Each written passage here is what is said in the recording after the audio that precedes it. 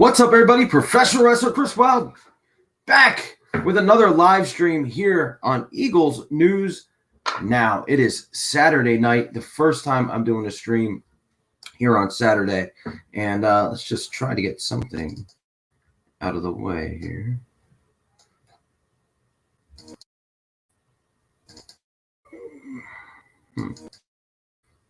All right, so big week for the Eagles, big week for the NFL as teams started their first padded practices. The Eagles had an interesting week, to say the least, and I'm going to get right to it. Those that come in late can always rewind later. So day one, the Eagles had some really bad news as that injury bug attacked them once again. This is getting really old, and I hate to open it up on something negative here on Saturday night's ENN, but there's no choice. This, I think, is the biggest news to come out of training camp, are the injuries, and the Eagles suffered two major ones. One to not Malik Jackson, but to Javon Hargrave, who has some kind of pec injury. Looks like it's going to take multiple weeks to remedy. Stephen Joyce, what's going on, man? And then Derek Barnett has a lower body injury and is going to be out. They're saying he might be able to be back for the first week in Washington. Again, like, this is just, it's almost like a joke. When I looked at the news and I saw this, it's like, you got to be kidding me.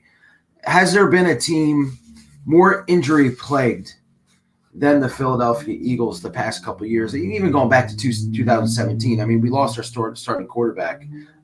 We lost our starting middle linebacker, starting left tackle that year. Still won the Super Bowl. But with that being said, it's just, the following year, it was all the corners got hurt.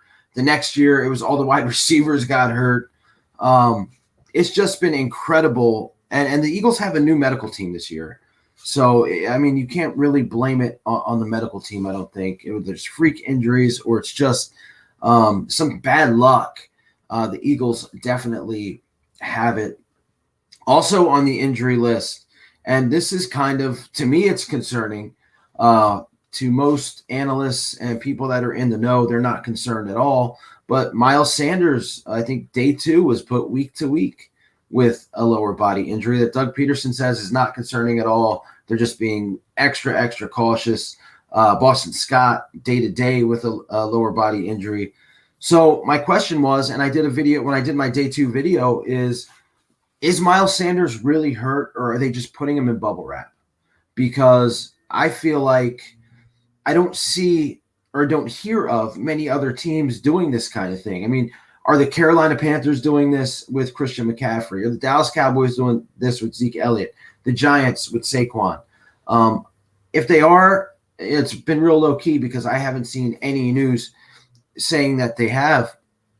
So Miles Sanders being out probably until the opener is concerning to me. We can't forget, these guys have no preseason, okay? And it is what it is with that. Say what you will, whether it's needed, whether it's not needed. There's going to be no real live football action until week 1. And a guy like Miles Sanders, he's getting nothing. Like, no kind of, how is he going to be ready for week 1, ready to play football? How are any of these guys? Because really the action that they're seeing is very little and very light. So it's going to be an interesting and sloppy week 1, I think. And look, when guys aren't ready to do physical activity, that's when they get hurt. I mean, it's just how the human body is. So yeah, the injuries are starting to pile up a little bit, get concerning. Dallas Goedert has a hairline fracture in his thumb. They're saying that's not serious. I think he already has like a splint on it. To me, and again, I'm not a doctor. I've had some in my wrestling career. I've had some pretty crazy injuries before. Never broke my thumb. But a tight end, one of his biggest jobs is to catch the ball. It's kind of hard to catch the ball, I think, if you have a splint on your thumb. And again, maybe by the time the season starts, that'll be gone and we won't ever remember that it happened. But it's just absolutely concerning. So that was, and again, what a way to open this with negative. But that's just one of the things, big stories that came out from the Eagles' first padded practices. Now, their last practice Friday was the first live action, which means that the backups, second and third stringers, were getting their asses tackled to the ground. The first stringers, it was more of like a thud practice. But in that practice, the defense was the star. Almost 7 sacks throughout the day. Malik Jackson, who was injured all of last season, shined in that last one, as well as, and this is one of my topics, my top topic is talk about J.J. Arcega-Whiteside, because I think he is a very important key to this wide receiver core and to this season. I did a video and I had a little fun with it, where I did everybody, maybe not everybody, but Unsolved Mysteries is back on Netflix. Most people know this. I was watching an episode the other night, laying in bed, and I looked over to my girl. I said, "That's it. That's what." Because I've wanted to talk about JJ and what the hell happened with this guy, because he was a very productive college wide receiver. This was a guy that looked like a more athletic Alshon Jeffrey, and a dude that the Eagles, we all said, oh, he's going to take over for Alshon, because Alshon is getting a little long in the tooth. And then he comes in and, he has, and the thing is, this dude is a smart kid from Stanford. He's everything. One of the things that everybody liked about him was that he was smart. So you figure when these wide receivers went down week 2, because that's pretty much when it started, right before week 2 against the Falcons. If you remember, Alshon and Deshaun were both out like during warmups because of a soft tissue. I think Deshaun maybe played 3 plays that game, but Alshon didn't play a snap. I don't believe. I might be wrong. So JJ has a chance now to shine. Now, show us why we picked you in the second round of the draft, and just had laid a complete egg, 1 touchdown the whole season. I think it was 159 yards the whole season, and guys drafted after him like DK Metcalf, who there was just something that told me, and I didn't want to believe it, that DK was going to be a great player, or a very good player. Just, again, he was a physical freak, and he came in with a chip on his shoulder because everybody was talking about productivity, lack of productivity, the fact he doesn't know a route tree. There was just and I was one of the ones to kind of say that stuff too. There was just so much negative stuff there that it's like, man, this guy's going to come into the league and is going to be great. And he was awesome for the Seattle Seahawks. And we saw that firsthand in the playoffs.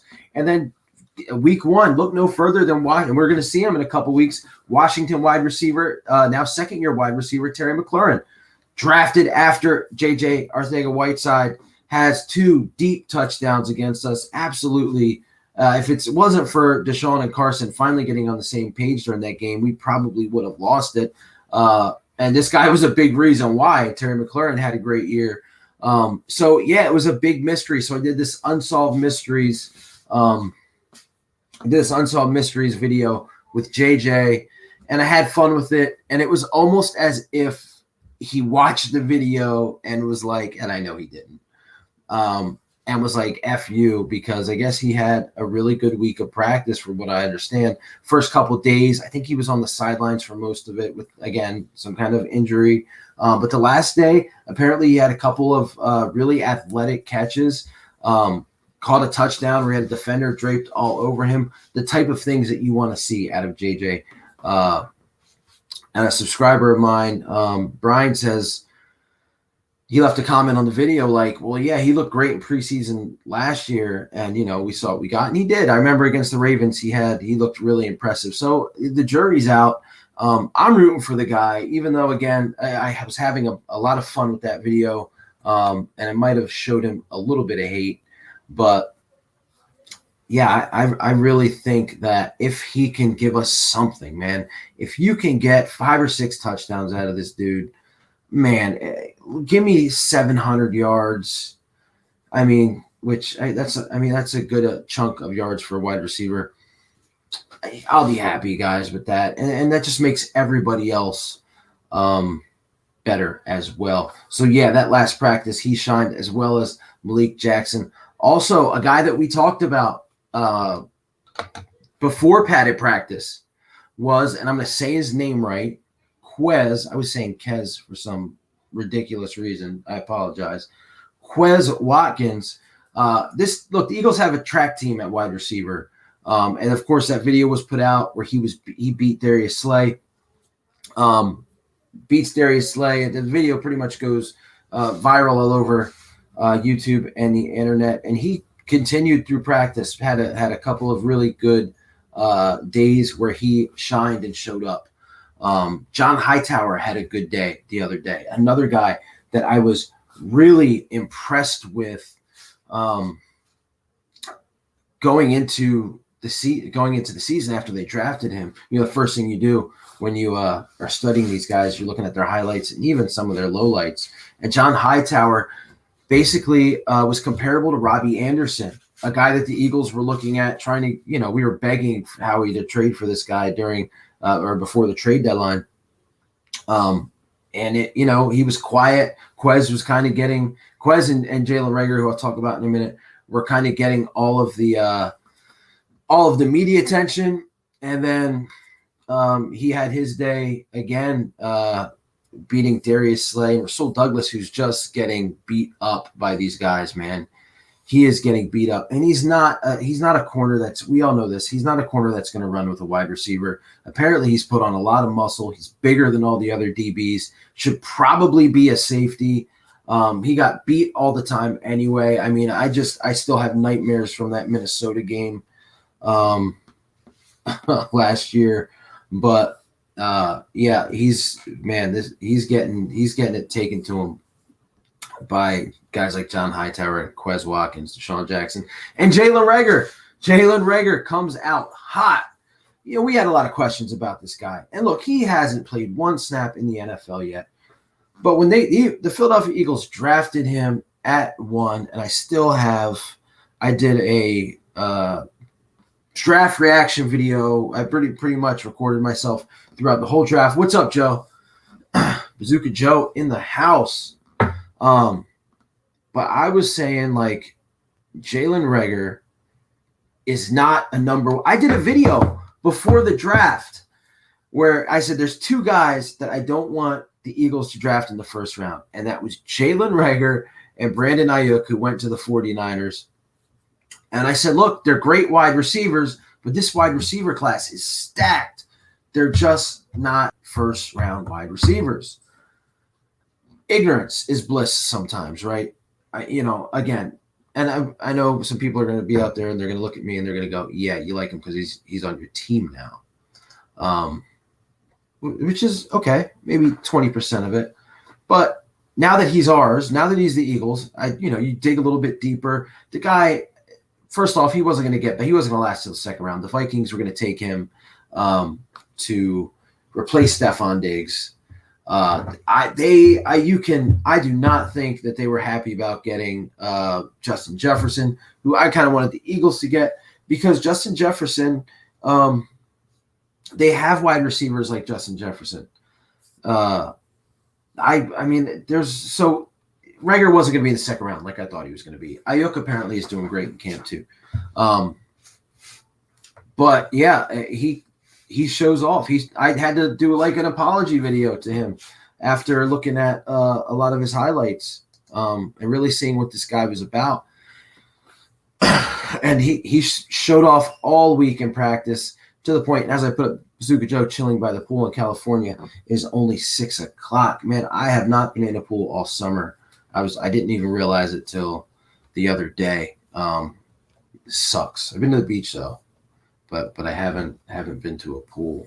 But it would definitely cool me off today, as it was humid as hell, and I'm out there cutting grass. And speaking of cooling off, I mean, let's talk about Jalen Reagor, because he has not cooled off this entire week. It doesn't seem like. And when talking to reporters, he said that Carson Wentz had told him while they were reviewing film that he is comparable, and I'm paraphrasing here, but he's like Julio Jones, who, in my opinion, it's between him and DeAndre Hopkins, 1 and 1A, as far as who's the best wide receiver in the league.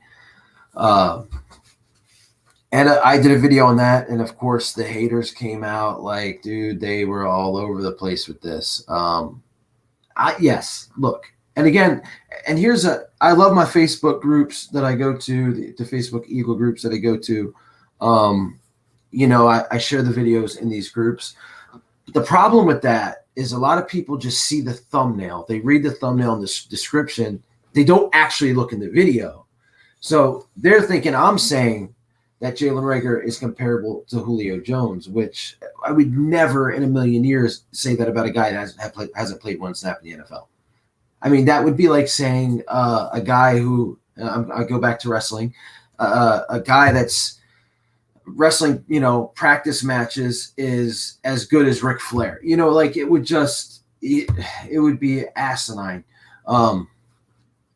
But basically in the video, I said, look, maybe he can be close to that. If he can be 75% of what Julio Jones is, hell, 50%, I will be happy, and the pick was worth it.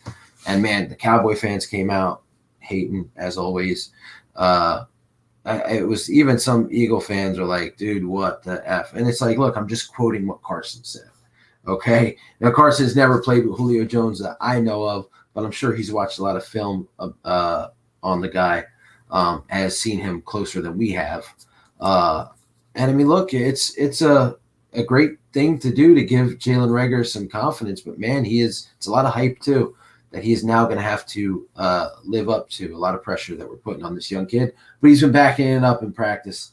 And again, it's just practice. I'm just very interested to see what they do. And when J.J. Arcega-Whiteside was out, Deshaun and Jalen were starting on from the X and the Y position, and then the slot receiver was Greg Ward, who that didn't change. I don't think that's going to change. And then once J-Jaw got back into the mix, him and Reagor were switching on and off.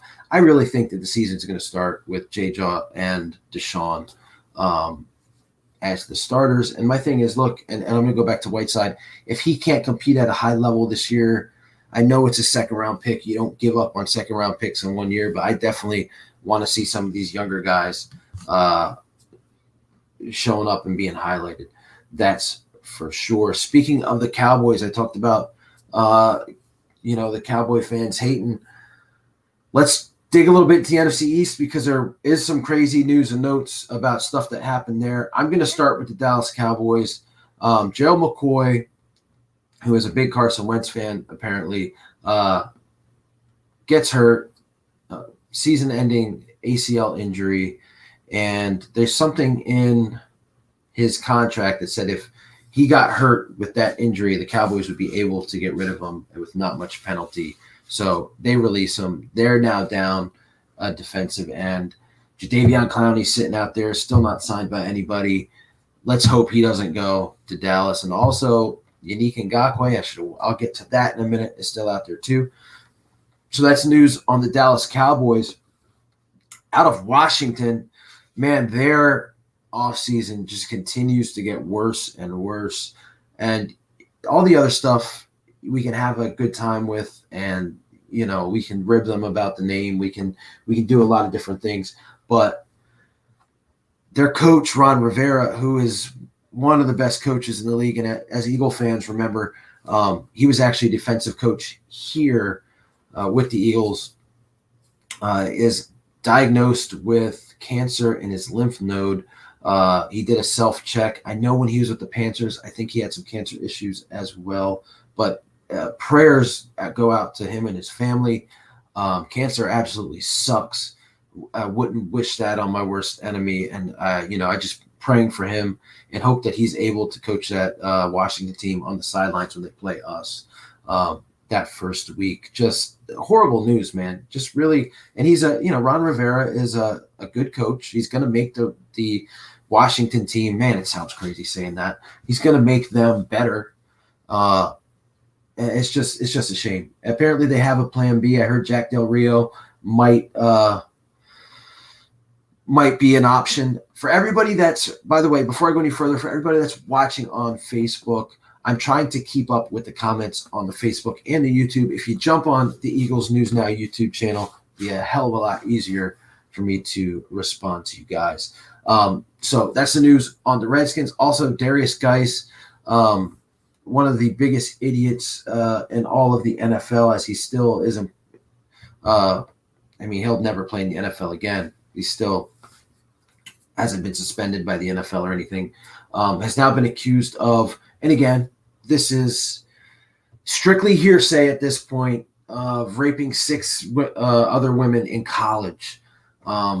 You talk about scum of the earth. I mean, again, who knows? It's all hearsay. It's all alleged. But yeah, good riddance. The Giants, the New York Football Giants. Let's talk about them for a minute. So Joe Judge. For those of you that don't know, you'll be surprised at how many people don't know this, but Joe Judge is their head coach now. And he was I want to say wide receiver coach with the New England Patriots. So, of course, now he, like every assistant coach that comes from New England, has to do things the Patriot way. And really, with very few exceptions, this doesn't work if you're not Bill Belichick. It just doesn't work. So this dude, he's walking a thin line of violating certain things with the CBA, with the way he does his practices. He doesn't want their last names on their jerseys. He wants you to be able to know, what your teammates look like, how they move, and all this. You shouldn't. Crazy shit. There are coaches. And again, I'm reading this, and it's hard to believe. And if anybody out there knows any different, please tell me. So if, let's say, a guy jumps off sides, or there's a false start. If there's a false start, the offensive line coach has to do laps with that group. If the same thing with the defense. I mean, could you imagine like Coach Stoutland like running with the offensive line? I mean, it's just like, or could you imagine these guys running laps? Like this guy is Harry High School over there in New York. It's comical. It is what it is. Again, good for them. You know what I mean? Like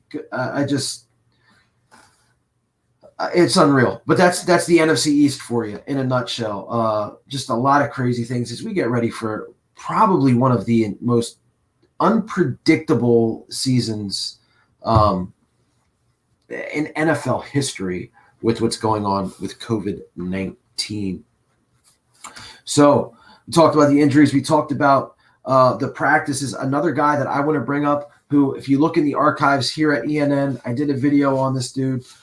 Sean Bradley has been making play after play, linebacker from Temple. He's been making a big impact to his coaches and teammates by throwing some huge hits on some guys.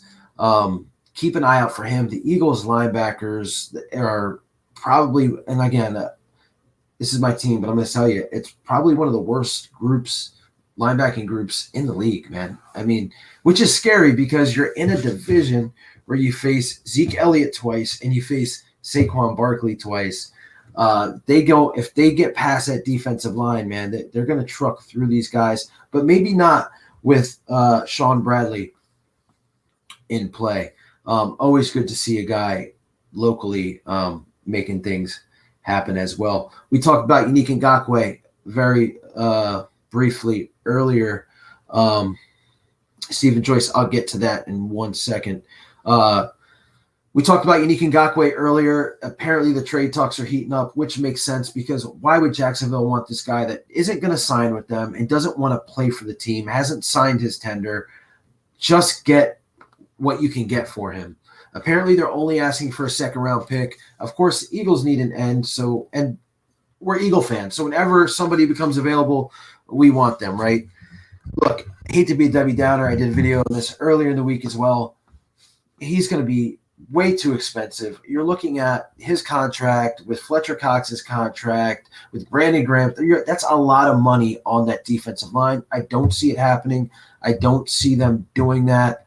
I feel like if they were going to spend money at that position this year, it probably would have already happened with Jadeveon Clowney. Now, would it be great to see Yannick here? And obviously, we bring him up because if we remember earlier in the offseason, he had put a bunch of shit on his Instagram, kind of teasing us, pictures of Reggie White, pictures of other Eagle defensive players, Trent Cole, and kind of hinting that he wanted to come here. But I just don't think it's going to happen, guys. But we'll keep an eye out. I thought he'd already been traded by now. This news is about 4 days old. So that's out there. Stephen Joyce is talking about Adrian Killens, who is a free agent running back, undrafted free agent running back. And for those of you that don't know, this guy is 5'9", 188 pounds. But if you watch, and again, I hate to keep saying this, but the hell with it, it's my show. Go back in the archives. I did a video where I watched his highlights. Definitely one of the fastest running backs I've seen. A lot of promise. However, he is a smaller dude. He has been getting smacked around at practice from what I hear, but he is working with the wide receivers. Doug even admitted that, he's working with that position group. I feel like they're trying to get him on the team however they can. He's also doing punt return work, as well as Jalen Reagor, as well as Quez Watkins, Greg Ward, who I don't want to see anywhere near the ball as far as punt and kick returns, because last year I watched him do a lot of this all year. So Killens, if they can somehow get him on the team and you can throw him in the slot sometimes, I mean, why not? Speaking of him, Eagles third round linebacker Davion Taylor, who again is just one of these quick, fast linebackers that the Eagles love. Doesn't have much size to him. I heard went step in step with Killens on a wheel route and broke it up earlier in the week. So yeah, we'll see what he does, Steve. I mean, I really hope that he makes a team. It's going to be interesting because again, there's no preseason. So these guys that are on the bubble, I mean, I don't know how you judge them. I really don't, when there's very little actual football playing. Friday was the first time they had any kind of live action where they could actually be tackled. So trying to go through these notes here. So yeah, the Eagles also this week saw a lot out of Jalen Hurts, and everybody knows Jalen Hurts was the talk of the town when the Eagles picked him surprisingly in the second round of the NFL draft this year. And from what I hear, they're just completely blown away by this guy. I've seen clips where him and Deshaun Jackson obviously have a great rapport and some kind of bond together. I hear he's using his legs a lot. They're putting him a lot of red zone packages. He's throwing a lot of pretty balls.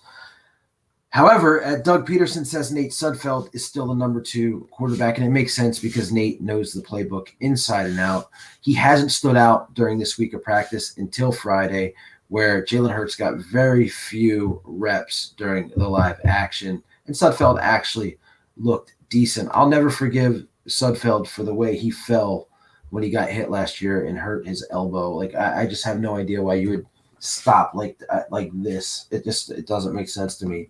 But I do believe also you're going to see Jalen Hurts during the year. You're going to see him in packages. As much as they're going to tell you that it's not going to happen, they view him as a quarterback, you're going to see a lot of gadget plays with Jalen Hurts.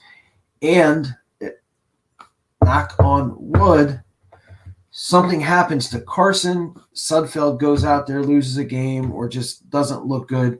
You know how we are. And there's probably not going to be fans at these games, but they're still going to hear the boos resonate throughout Philadelphia and the cries for Jalen Hurts, and that really puts this team in a situation because, man, I know, and I can almost see it. I can almost feel like I've read this book before, where Carson has to go out, Hurts comes in, looks friggin' awesome, wins 2 or 3 games, then what do? And it's just, I can see it happening. And hopefully we don't have to worry about any of that. Hopefully Carson stays completely healthy. That extra weight that he put on hopefully helps him out there. So pretty much as far as the Philadelphia Eagles go this week, that's all of the big news from practice. Check out my videos. I have some, I tried to get all the clips together from practice that were put out by different media sources, different reporters like Jimmy Kempski, Tim McManus, the guys over at Bleeding Green Nation. Definitely fun stuff, and it sucks because it hit me the other day. Every year I go to open practice with my kids, and it was like I was looking. I think Facebook, a memory came up with a picture, and it just sucked. It just absolutely sucked to really, realize because of this COVID-19, just another memory that's just wasted. We only get so many years here on this earth, and that's one not being able to do, and I'm sure it's gonna hit me during the season by not going to games, but it definitely will be interesting. Another thing that's going to be interesting too, I don't know how many fantasy football players I have watching or will watch, but that's going to be a really, that's a big deal to football fans. It's a big deal to me. I've been doing it since in high school. Same group of guys too. And it's like, man, it's going to be real tough to, what kind of rules go in are made when a guy goes out on the COVID list, there's no way you can look at players and go, I'm not going to draft this guy because he's always hurt. But you can't look at a player and go, I'm not going to draft this guy because I think he's going to get COVID. There's just no way to tell. It's just going to be such an odd fantasy football season. And it's going to be it's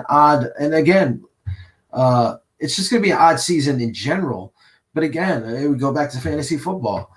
These guys aren't getting any work, man. A guy like Miles Sanders, who apparently is just bubble wrapped, who, if you look in mock drafts and different things, is a guy that was probably going to get drafted pretty high. Does he still get drafted high? Because is he really injured? Do we know if he's really injured? A lot of teams are being cautious with their guys. I don't know to the extent the Eagles are. And look, I see that week to week. And my ass gets nervous because I see week to week, and I remember Jordan Howard's week to week shoulder injury last year. I don't know if you guys are with me on this, but Jordan Howard, I thought he was a big key to the Eagles' success for that first part of the year. Perfect compliment to Miles Sanders, too. And then he gets his shoulder injury in that Bears game. Doug's telling us it's week to week. They have a bye. He might be back for the Patriots game. Doesn't come back for the Patriots game. And then every week, this dude is week to week, and we're getting the same bullshit answer. Oh, he's doing well. He's working through it. We'll see. We're not going to put a timetable through it. I don't want to see – I see week to week, and that's the first thing I think of.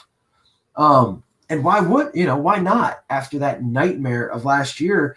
The only thing that gives me a little bit of hope that this dude isn't really injured is the fact the Eagles haven't signed any running backs. Again, Devontae Freeman still sitting out there. Theo Riddick was. I think he got signed by the Raiders today, if I have that team right. I'm not sure. So, yeah, the fact they haven't done that, the fact that rookie Mike Warren has not stood out at all. Elijah Holyfield has had a couple of bright spots here and there. You would think if Miles, there was something really wrong with him, they would have signed somebody by now.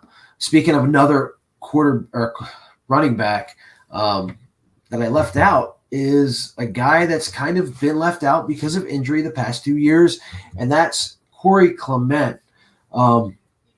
2017 Super Bowl hero. If it's not Nick Foles getting that MVP, you could probably make a case for Corey Clement in that game. Suffered some really bad injuries the past couple of years. They're saying he looks like 2017 Corey at camp. That's what they're saying.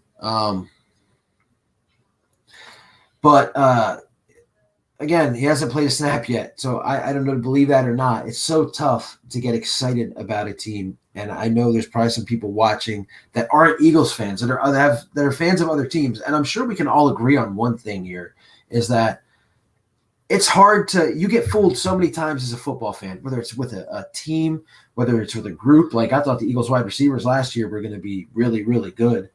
I thought J-Jaw was going to be good. Deshaun was going to last. He might miss a game. Alshon was going to be awesome. Nelson Aguilar was going to find his rhythm from 2017 again because he had all this talent around him. And we ended up with Rob Davis, Deontay Burnett, Greg Ward. I mean, it's just impossible almost to get excited. Zach I'm glad to see that you're not playing video games right now because I thought that maybe that would be it. Zach Ripper Comics, more like week to week. I agree with you.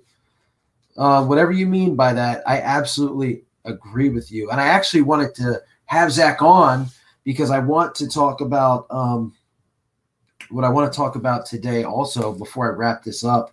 I'm not going to go over an hour here. And this is a little bit off topic from training camp and practice. It's kind of like a fun thing. Everybody that's watching now knows that I wrestle. I wanted to talk about, there's wrestling on right now, which I'll watch later. It's NXT TakeOver pay-per-view. And Pat McAfee, who is the legendary Colts punter, I don't laugh. I mean, punters have their part in this too, but he's was voted like one of the top 10 punters or something in the last, I don't know, century. I don't know, some kind of crazy accolade there. He had a match tonight. He actually wrestled in a ring against Adam Cole, and apparently from what I saw, looked really, really good in the ring. He owns a ring at his house. So, and look, if you look up Google, YouTube, Pat McAfee, he has a show, a radio show where all this kind of stemmed and started from. That's where they started the angle. Yeah, Zach, I know you're not going to watch it. But yeah, he cut a really awesome promo earlier in the week and then apparently looked really good in the ring. So my question is, I look back to the past because look, let's be honest, whether it's wrestling, whether it's sports in general, a lot of things, whether it's TV, I mean, I can go on and on, movies, a lot of things were better back then.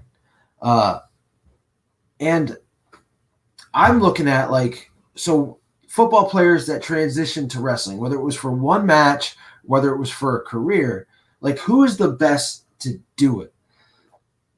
I remember, and I'm still going to say this, as much as I love Mongo McMichael, Steve Mongo McMichael from the Chicago Bears, I thought he was hilarious. I think there's a certain, if he was on TV now, I think people would resonate to the way he cuts his promos. He was sloppy as shit in the ring, but he was believable in everything he did.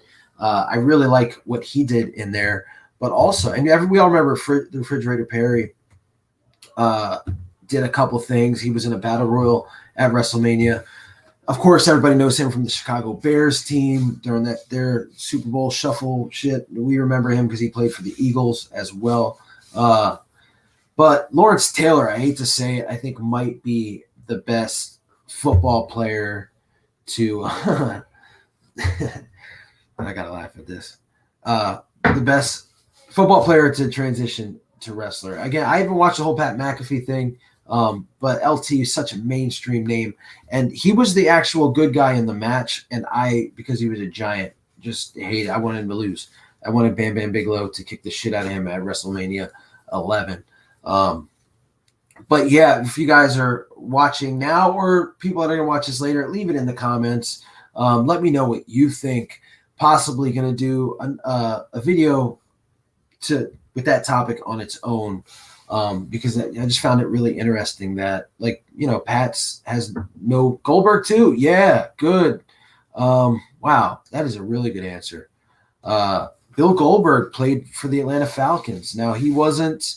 I don't believe he was a starter. I could be wrong, and I'm not sure how many years that he played with the Atlanta Falcons. But yeah, I mean, Goldberg, obviously the best. You know what? I mean, hands down, there's no one better than Goldberg. Still, I saw him earlier in the year, and he was still doing it. Again, is he the most fluid, the most athletic guy? No, but definitely one of you remember knife. Well, for those of you that were born around that time, or what am I trying to say here? For those of you that are not like young as shit and remember the 90s and remember 98 and how popular wrestling was, Goldberg was one of the top draws by far. I don't know if JBL played football. I don't know. And I'm going to exclude college football. Now, I mean, look, we can say Brock Lesnar, right? Because he played for the Vikings. He didn't make the team, but he did. That would be digging really deep there. But yeah, I mean, it's just funny to me. No, I'm not. It's just funny to me that a guy like Pat McAfee, who's a punter in the NFL, can just pick this up really well as he did. So yeah, a little fun off topic there. And man, we're a couple weeks away from this thing starting off, guys. From the NFL starting, it's really crazy. I'll probably do an early preview video of the Eagles versus Washington. It's going to be an interesting. JBL played for the Raiders. I don't know. I feel like I would have heard Jim Ross say that 2 or 3 times already. Goodness gracious. This is stiff. The best of Bazooka Joe would be better than anything on WWE. Come on, man. Can't be saying that. Yeah, it's going to be an interesting game. I mean, if you're to ask me right now, I still think we win. It'll be interesting to see who coaches that team. If Ron Rivera is healthy enough to do it, or if it's Jack Del Rio.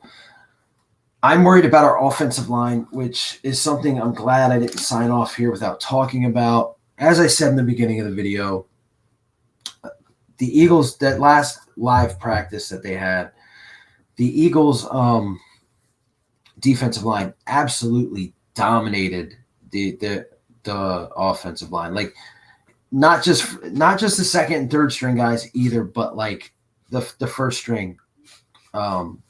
Jason Peters was in and out of the first string offense with his, I don't know if it was like a I don't really want to practice type injury or legit injury. But yeah, it's something to worry about, I think. You have a new left tackle in Andre Dillard. You have Jason Peters at right guard, who I really want to say is going to be okay there. I really want to believe that he's going to be okay there, but I don't know.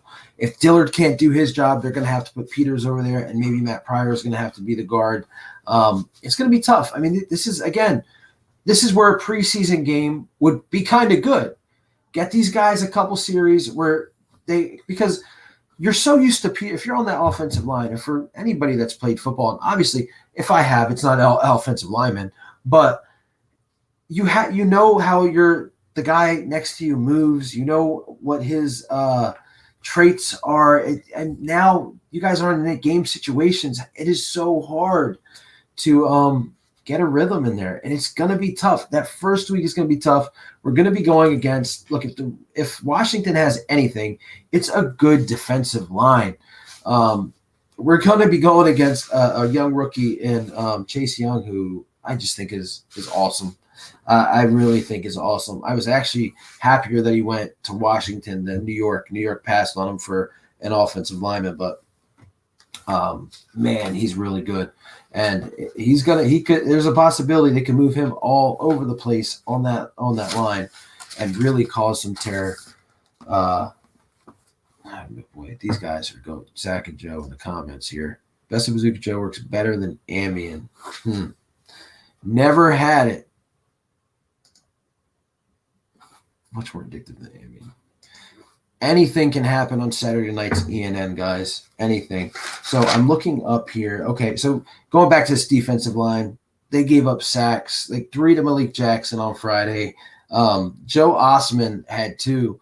And this guy is a funny story to me because for the past 2 off seasons, I've heard like how good this guy looks. And then, not funny for him, he gets hurt right before the season starts the past 2 years. So we might have a guy that can really play there. We'll see. Casey Toohill, 7th round pick, had a couple sacks as well. It's good for him because I think he's kind of on the bubble of making this team. If maybe he can play special teams, he'll make it. But really good to see him doing some stuff. My biggest worry about the defensive line is Gennard Avery, who the Eagles got last year in a 4th round. It gave up a 4th round pick to the Cleveland Browns for him. Now, I remember when he got traded here, Cleveland Browns fans were mad as hell. They were really mad at the Browns for giving up on him. Apparently, he had some issues with the coach and the general manager, and that's why they got out of here, or they got him over to the Eagles. But he's done nothing. He had half a sack last year, and he's been invisible in camp this year. I don't know if he makes the team. I mean, and it's crazy because for a team that really values their draft picks like the Eagles do, man, what a waste. It's like throwing money out the window. Anybody that wants to hop on for the last 10 minutes, because I'm only going to do 10 more minutes here. That's the link. Zach, if you want to jump on here, or whatever, I'm only going to be on here another 10, because people definitely don't want to hear me talk for an hour and a half. I don't want to hear myself talk for an hour and a half, to be quite honest. Browns fans are mad in general. The Browns fans, you're right. You're absolutely right. But at the same time, not just only because they're Browns fans, but, man, they had a hell of a team on them last year, offensively and defensively. And it's crazy how bad they were. It's insane. And it reminds me, I watch I'm having a hard time watching the Phillies this year. I don't, I try to keep it this kind of Eagles, but it's going to be kind of all Philly sports. I'm having a hard time, and I have to remind myself there are Browns fans and Orioles fans and teams that have just had it so much worse than me. But the Phillies have been absolutely, it seems I've never seen a baseball team like this. They were up 7-2 the other day going into the 6th inning, and they could blow it completely, lose 9-7. Their bullpen sucks. I could get up there and knock in a couple runs against this bullpen. They get up there, they look scared to death. It's bad, but at the same time, I got to remember there are Cleveland Browns fans out there. So, and while I'm talking about being frustrated, and I'm going to end this on a rant because, boy, I try to look when you win a Super Bowl here. To me, you're kind of cool with me for as long as you're playing football, as long as you're not on the Cowboys, right? That's just the way I think.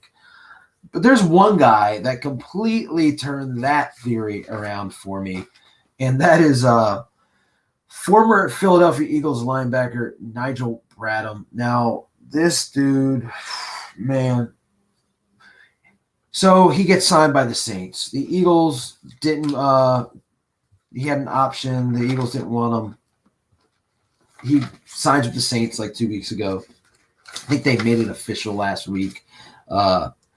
So, of course, during his press conference, he does what everybody does when they go to a new team. And I don't have a problem with it. Of course you're going to do that.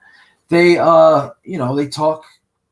they kind of talk about how their current team is so much better than their other team, and they love the environment, they love the culture, and blah, blah, blah, blah, blah. They're putting their new team over, right? Why not? You want the fans to like you, of course. You want your teammates to respect you. Of course you're going to do that. I mean, what? I don't have an issue with that at all. But Nigel Bradham says, with a straight face, when asked how he likes being, in New Orleans as a Saint, this guy says the culture, he really enjoys the culture. This is being paraphrased, because the last two organizations that he was with were not winning organizations. And it's like, when I figure out how to put pictures up on here while I'm talking, this guy held up the Lombardi with the Philadelphia Eagles, crying, tears of joy, because he won a Super Bowl here. He was in the playoffs and the next year and the next year after. Like, what? You weren't with a winning organization. Like, and then he went, John Clark from NBC Sports Philadelphia, I guess, contacted him like, yo, what is up with these comments? And his answer was, excuse me. His answer was, I meant when I first got here, it was like right after Chip, and it wasn't a winning culture. Like, dude, get the hell out of here, man. Like, you lost all respect from me. Not that you care, and not that I had a shitload of respect for you, because if you remember, before the Super Bowl, this guy got arrested not once but twice. First time he got arrested was because he beat up a Cabana boy outside of their hotel, a hotel he was staying in Miami, because he didn't like the way the guy was putting up the umbrella. And then the second time, he brings a loaded gun into the airport. Like, sneaks a loaded gun into the air. Like, what the hell? Like, I'm going to end it like this, speaking about him with something that Jim Schwartz said right after the gun incident. And he said, if you keep on doing dumbass things, pretty soon you're going to be labeled a dumbass. So let's just give him, there's another dumbass thing that he said wasn't part of a winning organization when he played here in Philadelphia and won a Super Bowl here. Just absolutely irritating. And I can't wait till we play the Saints. I don't know what the team's going to look like, but they've got to come here, and we don't have to go to that. What is it, Zach? The Silver Dome? That's a joke. I know it's a Super Dome. Because there's going to be, you got Malcolm on the team. You got the fact that we haven't beat them in 2 years. The fact that they talked so much shit about how they would have beat us if they beat the Vikings in 2017. I can't wait. I just cannot wait. Cannot wait to get there. All right, guys. So look, we are at 53 minutes and 27 seconds. And now Zach wants to come on. I'm going to add him to the stream right now. There he is, ladies and gentlemen. Zach the Ripper Connor with Zach the Ripper Comics. Awesome lighting there. I actually have a green light bulb that I put in, and it doesn't do anything. Like, it's on right now. You can't tell. I'm so pissed. I don't see any of it. This isn't great lighting. It's just kind of reflective at the moment off some. I mean, it's your color though. Yeah. The color of my skin is jaundice. Yeah. So you didn't watch the Pat McAfee Adam Cole match tonight? No. Why? Why would I ever? I mean, honestly, today was so busy for me, I forgot it was on. But it just, I saw some clips. Clips are clips, and then Twitter. Everybody has something to say. Most people are always negative about WWE, and sometimes for good reason. But they really put this shit over, man. Like, that he looked like really, really good. So I don't know. That's why I wanted to bring you on, because, and it's funny you said Goldberg, but when you talk about wrestling and football players, I kind of look at LT of doing the best, but then you say Goldberg, and it's like I don't know if that counts because he ended up being a wrestler. I think So I then don't know. JBL doesn't count then either. Yeah, and then McMichael doesn't count either. So I don't know, man, but Kevin Green did pretty damn well. yes. You know what, too? Oh, man, I'm glad you brought that up because I almost forgot about that. So that match was one of the matches. I just watched it recently. It was McMichael and Kevin Green, right? Versus Reggie White. Reggie White was in that match, too. No. Yeah. WCW, Reggie White wrestled a match because he wore because they can't have the NFL logos or anything that looks like an NFL. Yeah. So he had the weird looking Packer colors. I just can't remember if he was on the team with Kevin Green. He had to be. Yeah, he had to be. It must have been after. I don't remember that. Ask Bazooka. Tell him to say something. Because he's the WCW expert. Is he still watching? Is Bazooka still there? He's probably asleep. He was watching his own matches. For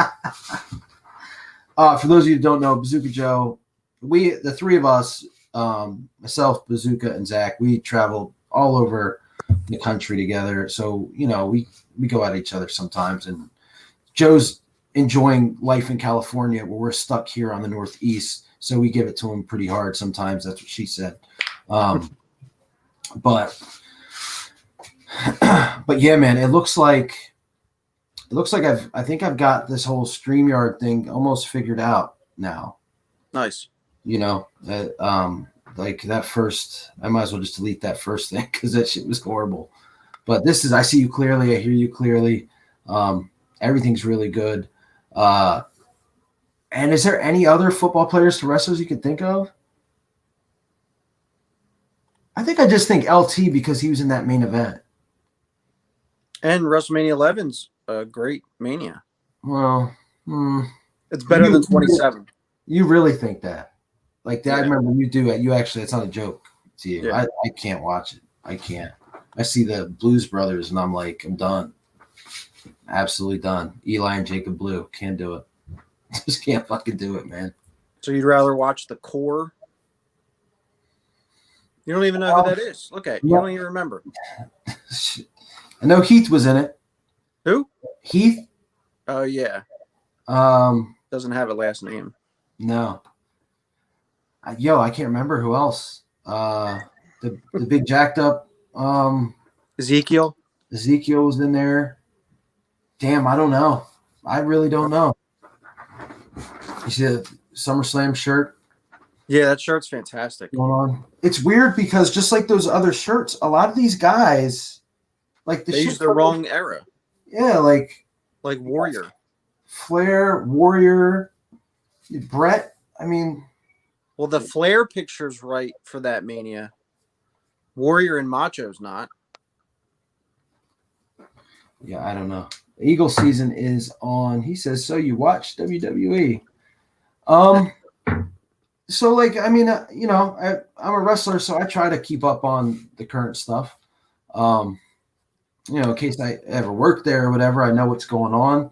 It is a little bit harder to watch since COVID. I think Zach would agree because wrestling is based off the fans, right? I mean, and again, we've wrestled in places where there's been 5 people. It's extremely hard to do that.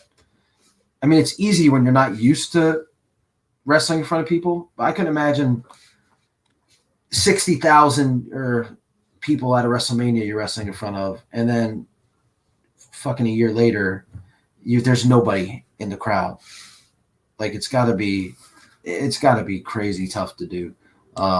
You and I specifically have wrestled in front in an empty bar. Yeah. Yep. Man, oh my God. Empty bar. I mean, I worked in a church that was empty. It's just been. That was the famous blue weenie. Remember that? Yeah. Oh man. So Eagle Season says, "Are we ready for SummerSlam?" And Zach's actually going to be joining me live for SummerSlam. Yeah. Look. So, I think I'm ready for it. I really and I know our opinions are a little bit different. about this Thunderdome thing that they got. I kind of like it. I'm gonna tell you why. Like I told you why yesterday, but I thought of another reason. So I love the entrances. I love how it's just such a much better presentation. The crowd is weird because they must be on a delay because They are. like Hardy won the Intercontinental title yesterday. And when he won, you didn't see like people going crazy or like you didn't hear like an eruption. It was just murmurs. Like it was weird. Well, first off, they have their device in their hand that they're watching it on. Like they have to watch the feed that's on their device according to so like they'd be watching like like I'd be watching my computer or whatever. Yeah. And they can't like put their hands up because then their device goes up and then they're off the screen. Yeah. They're all geeks for seeing each other on the screen. I think it's horrible. But and here's another entertaining part of it though. Like again, it's better than seeing the wrestlers in the crowd pretending to cheer, you know. Also, I want to like point out, like we saw, there's a picture of somebody sleeping, on camera. Like I just want to look for all the odd things people are doing. Apparently, WWE already has a banned list, like of people that like can't ever be involved in that again. I guess some people put like I don't know how they did it. Technically savvy, I guess. Put like a video of like I don't know if you've seen Jericho does a YouTube show on Saturdays. He's probably doing it right now. No, they have a AEW has something on Saturday too. But it's a YouTube show like we're talking. So they put a clip of him just staring into the camera. You know, like I saw that. They did it with like Kenny Omega too. Like it's just funny, like to me. I think that's an entertaining part of it. They're too bright. Yeah, they are. And not no. Yeah, the screen. Eagle Season also says, "Oh, I'm glad. I'm.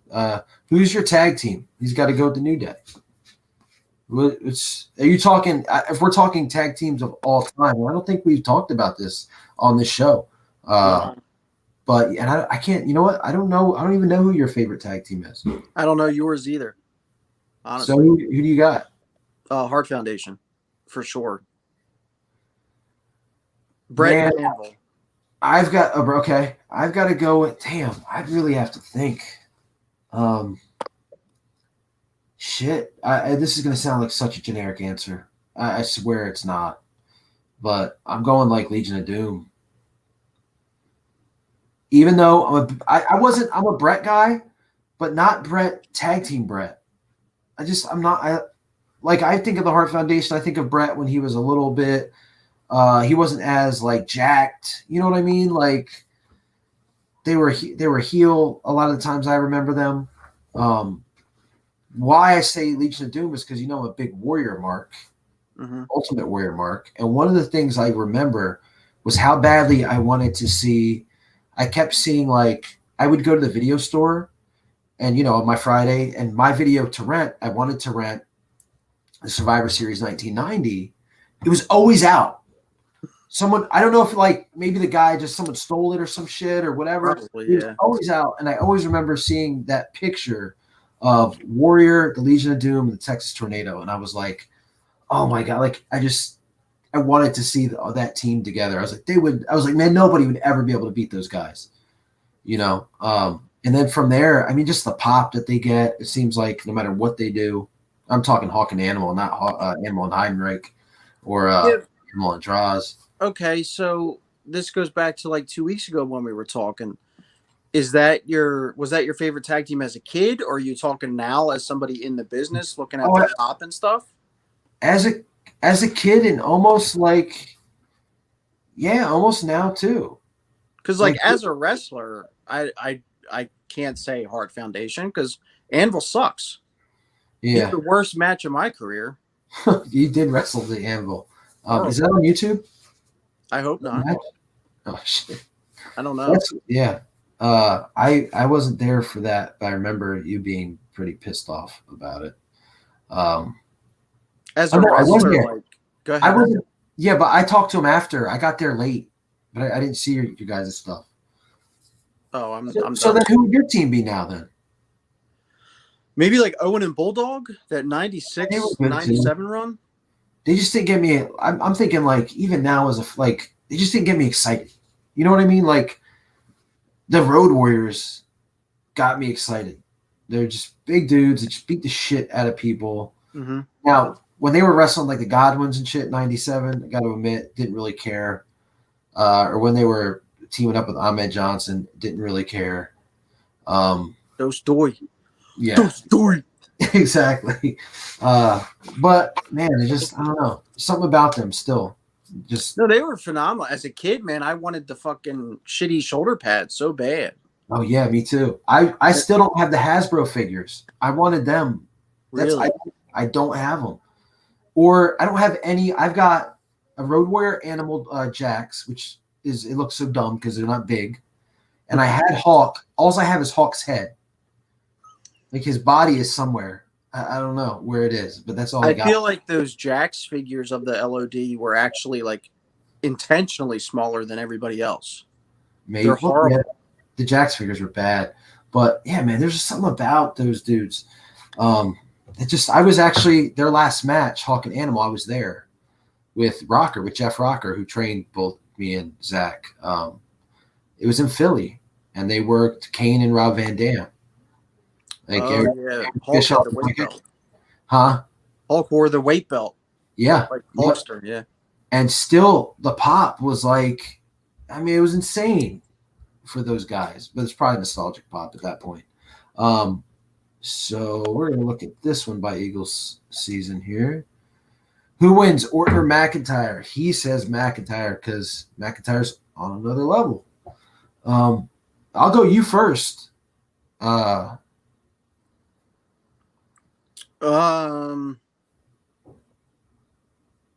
It's odd that like McIntyre hasn't had a crowd reaction since he's been champion, No, it's crazy. and I feel like they want that for him. And I feel like the best way to go about it is to have him go into next year's WrestleMania chasing the title. Yeah. Yep. And I don't think Orton has ever been on as much of a roll from January to now as he's been in his entire career. So I'm going to say Orton. Yeah, I agree too. I agree with Zach, man. Like Randy Orton nobody's doing it better than him right now. Like they're just not. His in-ring work it's always been pretty good. It's still there. He still looks awesome. Promos haven't been bad. Again, he knows who he is. Mm-hmm. And I feel like Drew, and we've talked about this, and I think Drew McIntyre is one of the nicest guys I've ever met. Here we go. But there's just something missing, and I think it's because he hasn't had that crowd reaction. He doesn't, you know what I mean? Yeah. I feel like that. Dude's, oh man, he looks amazing too. He hasn't found himself. Like, even though he's at that top echelon, top guy status, he hasn't found who he is. And that shows through week to week. He's a different character every time he's on TV. And again, it's tough because there's no crowd. Correct. He doesn't know, like, what's when you go in there and you're cutting a promo, you're speaking. If the crowd really reacts good to it, you're going to speak like that again. You're going to do something similar. If they don't, you're going to probably shift away from it. Yeah, man, I don't know. But yeah, I'm definitely thinking Orton there. And then in the man, I feel like, see, I don't like critiquing too much of this. Correct. But then you got the other match I'm sure Eagle Season is wondering about with the other match. The other championship match with Braun and The Fiend. Man, I don't know. I don't even know where to go with that one. I want to say The Fiend takes it, but I don't know. I got to admit to you, like, I am a fan of the Fiend's character. Yeah. and that I've always been a supporter of Braun. I mean, hell, when he threw you 30 feet onto the Titan ramp, nobody was cheering bigger than me. Yeah, I They know. didn't have me on the screen back then. But I couldn't care less about this story, about Braun as a character, about anything they're telling regarding those two right now. I could not care less. Mm. And that's a shame. Yeah, it's just it's tough because I don't know what they're going for. And maybe that's a good thing. I just don't. I feel like there's been so much stuff, like so much stuff when there could be just little things that make it, if that makes sense, like better. Yeah, I felt like there was an easy story to tell, and I felt like they started off well. Yeah. Even though I don't like the Funhouse Bray character wrestling, like they started it off well, and then as soon as the Eater of Worlds thing came in, it just tanked. You know what killed me was on SmackDown this week. So they're doing the Retribution thing. Horrible. They have The Fiend and now Braun, who they're saying are the scariest dudes in the entire company. Braun's now this monster. He's a psychopath. The Fiend is this guy. Like, why would you let Retribution come in? That they should be scared to death. Correct. You know what I mean? So should Vince, by the way. Oh yeah, yeah. But now you know what? But Vince's character, he's always been like, he's always had bigger balls than everything. His character has always been like. But then you shouldn't have the Fiend in there with him. I felt like it cut the Fiend's legs off. A little bit. I mean, this a little bit more with the fact that the Retribution came up, which I told you. Couldn't even see over the top rope. I think it's just a Foot Clan. You know, there's somebody behind it, but it's like, man, you should be scared. You just told me how scary these guys were. Yep. These guys, I don't care if it's 20 of them. They should be like, we're not messing with that match. Like, you can thank your boy Bruce for that. Bruce Pritchard, that's your boy. I'm gonna skip over that comment, but that would have been like, I would have done it during like the Lucha House Party match. And Lindsay Dorado is like my boy for real. But you know, smaller guys, so why not heels? What do? They do heelish stuff, and then beating up the smaller guys. Like you would have hated them so much more. Oh yeah, you didn't. Of course, you didn't come for when Braun was in there. Yeah. You're gonna come when the cruiserweight guys are in there. Stupid. Stephen Joyce says it was a good match. Which match? I don't know what match. Maybe I don't know, but we'll probably see. One of our matches. Yeah. I got to do some serious work on that Chris Wylde, channel, the wrestling channel. It's tough, man. There's so much wrestling out there. Like you know what I mean? There's so much wrestling that I couldn't give a shit about though. So and then like getting your footage is tough. And then like, that's the worst. Yeah. And it's on DVD. Like a lot of my shit is on DVD. Yeah. So, I don't know. I got to take 30 minutes to rip a match off a DVD. That it's just too much. It's just too much.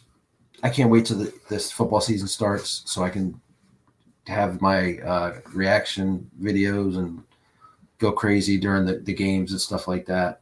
Yeah, officially on camera. Congratulations, 1,000 subscribers. Yeah, man. It's like you know, like you've been supporting me. I've been a big supporter. A lot of the subscribers supporting too. It's pretty awesome, man. It's pretty cool. I'm having a hell of a time with some things that go along with getting 1,000 subscribers. Like you're supposed to have a community tab. You're supposed to be able to go live mobily. They haven't given that to me yet. I heard it takes a little while. And then here's a crazy thing. I never really cared about monetizing this channel. Like I don't do it for that. But they asked me, like, do you want to monetize, you know, get an AdSense account, that's when you see all the ads. I had no idea. I don't know how this happened because my wrestling page only has 200 and some subscribers for some reason there was an AdSense account attached to that channel. I had no idea. So now I'm trying to cancel it to get it on here. That's interesting.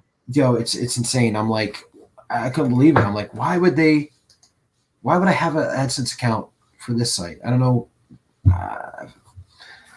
I don't know, but we'll see. Still working out the kinks, but I'm glad I finally figured out StreamYard. I will say, as a congratulations for hitting that 1,000, I do have a gift for you tomorrow. Oh shit! Yeah. You gonna put me to sleep? Huh? Are you gonna put me to sleep? No, it's not the best of Bazooka Joe. Nope. Oh, look, I moved too quick, and this camera made me all like, yeah, weird. That's cool. I'm looking forward to tomorrow. I really am. Yeah. I don't think I've really hung out with anybody besides family members since COVID. Personally, I haven't seen you since February, DCW. Yeah. Damn. So yeah, definitely looking forward to it. Definitely looking forward to going to their action figures. And by the way, so because you've got Zach the Ripper comic store on eBay, anybody who's watching this that wants some awesome deals and some really awesome stuff, check out that store. He also buys comics. I saw something on his Facebook page today. I'm talking about their action figures guy. Yeah. Where it was, he said that they buy action figures and comic books. So I don't know if you want to bring a stack, see if he's interested tomorrow. But I'm just going to ask him for an entire buyout of my store. Why not? $3 million. I think you're underselling yourself. That's true. The underseller. The underseller. So before I get off here, because man, we're at like 116 now. Did you see what happened to Sonya Deville? Yeah. Wow. It's a fucking disgrace.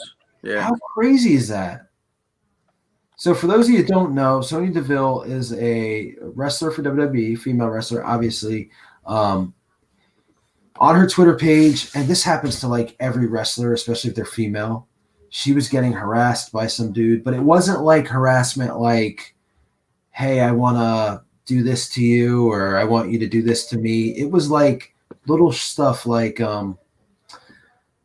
was just constantly saying nice things about her to the point where it eventually got creepy. Yeah, he sent her pictures too. Yeah, and then one day she comes home with Mandy Rose, who they live together, I guess.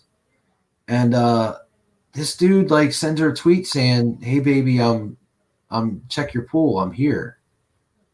He cut a hole into her screen, got into her I guess backyard or wherever her pool is, and this dude had duct tape. He had with zip ties for your wrists. He was wearing all black. She, I guess, screamed, got the hell out of there, and called the cops, and he's arrested. She testified Thursday. It was like really, like I got like goosebumps. I see this shit all the time because I'm at work. But that was just crazy to me. I just, wow, I couldn't get over it. Like I couldn't imagine. Yeah, supposedly he had sent her messages also saying that he was going to decapitate her ex-girlfriend, and that he was showing up to SummerSlam this weekend to force her to have sex with him. I do know too. He said he was going to kill Mandy Rose. Yeah. Wow. This guy's a piece of shit. And the bad thing is, he's not going to go to jail for a long time because of this. He's going to eventually get out. And what's to stop him from, you know what I mean? It's just, it's insane. So yeah, I hope. And she's got to perform tomorrow. So she was on last night. Cut a They promo. both have to. Yeah. But I couldn't imagine. I mean, so talk about a rough week. That's pretty rough. So also speaking of rough, as you can see, for whatever reason, my camera won't focus.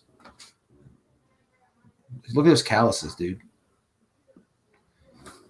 You know what that's from? Lifting them weights. All right, well, I'm gonna jump off here. Thanks everybody for watching Zach and I. We're probably gonna film some stuff tomorrow. Do some stuff. and then watch SummerSlam, and we might even give our thoughts on that too. Why not? So thanks everybody. This has been Saturday Night's ENN. See what I did there? I love it. Thanks for joining. Stay safe, stay healthy, go Birds, and we will see you later.